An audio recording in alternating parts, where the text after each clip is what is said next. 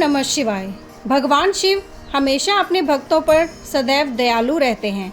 वे अपने भक्तों पर अपनी कृपा बनाए रखते हैं। तो इसी विचार के साथ चलिए आज की श्रावण मास की महात्म्य कथा का श्रवण करते हैं। आइए आज की कथा आरंभ करते हैं। सनत कुमार बोले, हे दयानिधे, कृपा करके अब पौर्णमासी व्रत की विधि कहिए, क्योंकि हे स्वामिन, इसका महात्म्य सुनने वालों की श्रवण इच्छा बढ़ती है। भगवान शिव बोले, हे सनत कुमार, इस श्रावण मास में पूर्णिमा तिथि को उत्सर्जन तथा उपाकर्म संपन्न होते हैं। पौष के पूर्णिमा तथा माघ की पूर्णिमा तिथि उत्सर्जन कृत्य के लिए होती है, अथवा उत्सर्जन कृत्य हेतु पौष की प्रतिपदा अथवा माघ की प्रतिपदा तिथि विहित है, अथवा रोहिणी नामक नक्षत्र उत्सर्जन कृत्य के लिए प्रशस्त होता है, अथवा अन्य कालों में भी अपनी अपनी शाखा के अनुसार उत्सर्जन तथा उपाकर्म दोनों का साथ साथ करना उचित माना गया है। अतः श्रावण मास की पूर्णिमा को उत्सर्जन कृत्य प्रशस्त होता है। साथ ही ऋग्वेदियों के लिए उपाकर्म हेतु श्रवण नक्षत्र होना चाहिए। चतुर्दशी, पूर्णिमा अथवा प्रतिपदा तिथि में जिस दिन श्रवण नक्षत्र हो उसी दिन ऋग्वेदियों को उपाकर्म करना चाहिए। यजुर्वेदियों को उपाकर्म पूर्णिमा में और सामवेदियों को उपाकर्म हस्त नक्षत्र में होना चाहिए। शुक्र तथा गुरु के अस्त काल में भी सुखपूर्वक उपाकर्म करना चाहिए, किंतु इस काल में इसका प्रारंभ पहले नहीं होना चाहिए, ऐसा शास्त्रविदों का मानना है। ग्रहण तथा संक्रांति के दूषित काल के अनंतर ही इसे करना चाहिए। हस्त नक्षत्र युक्त पंचमी तिथि में अथवा भाद्रपद पूर्णिमा तिथि में उपाकर्म करें।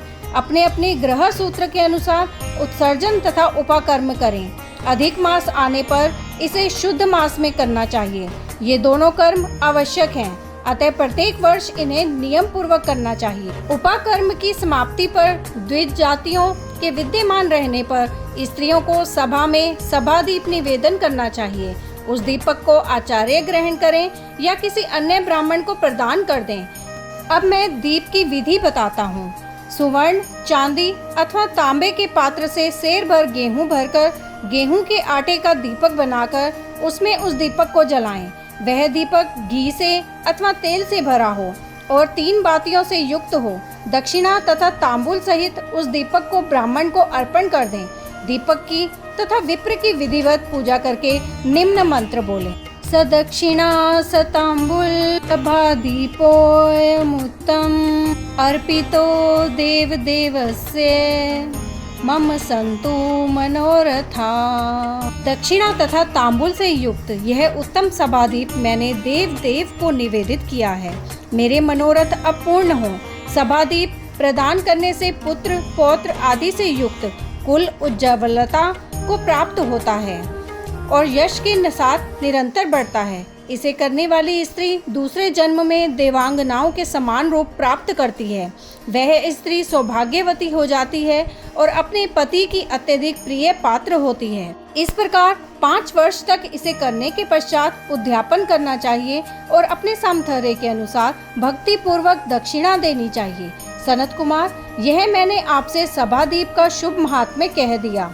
उसी रात्रि में श्रवणाक्रम का करना बताया गया है। उसके बाद वहीं पर सर्प बलि की जाती है।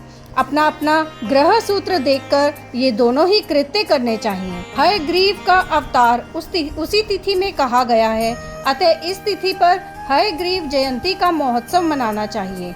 उनकी उपासना करने वालों के लिए यह उत्सव नित्य करना बताया गया है।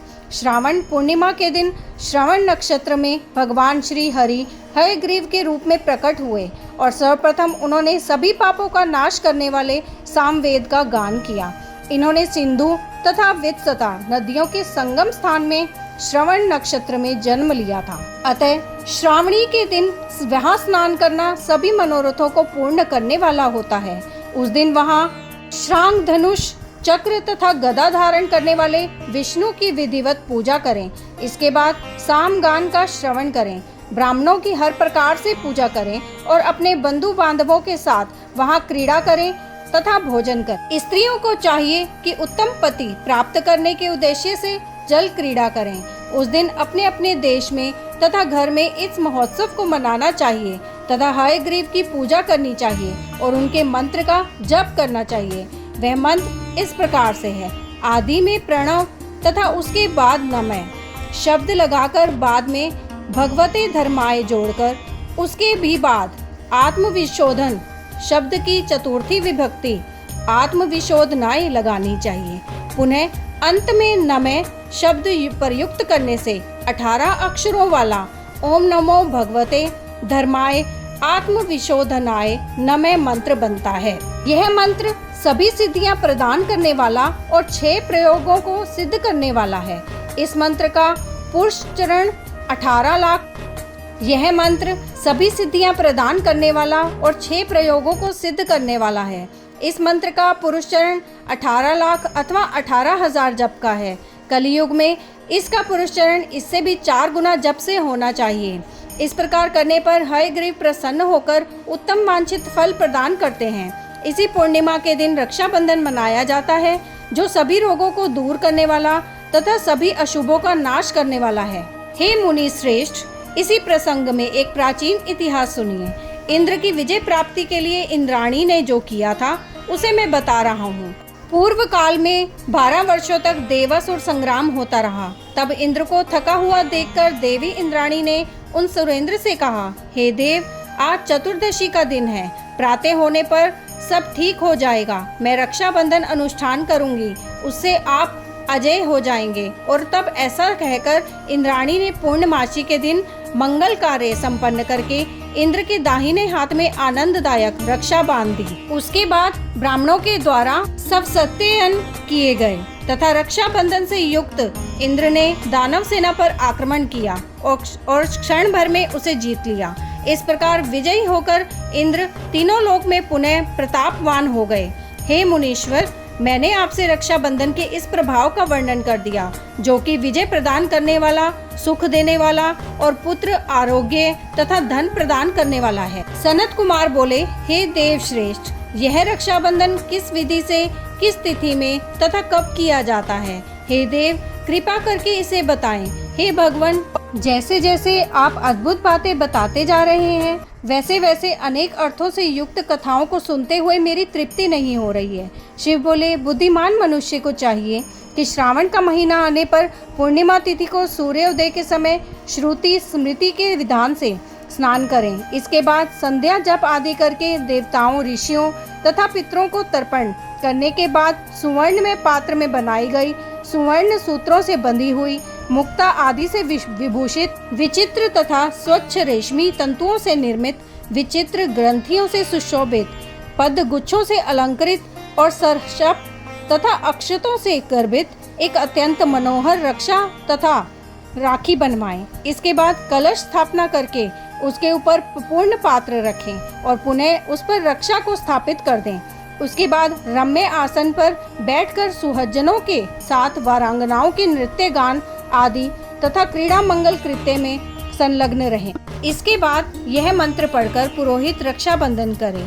येन बद्धो बलि राजा दानवेंद्रो महाबल येन त्वामनु बदनामी रक्षे माचल माचल। जिस बंधन से महाबल से संपन्न दानवों के पति राजा बलि बांधे गए थे, उसी से मैं आपको बांधता हूँ। हे रक्षे, हे चलायमान मत हो। ब्राह्मणों, क्षत्रियों, वैश्यों तथा शूद्रों अन्य मनुष्य को चाहिए कि यत्न पूर्वक ब्राह्मणों की पूजा करके रक्षाबंधन करें। जो इस विधि से रक्षाबंधन करता है वह सभी दोषों से रहित होकर वर्ष पर्यंत सुखी रहता है। विधान को जानने वाला जो मनुष्य शुद्ध श्रावण मास में इस रक्षाबंधन का अनुष्ठान को करता है, वह पुत्रों और सुहज्जनों के सहित 1 वर्ष पर अत्यंत सुख से रहता है।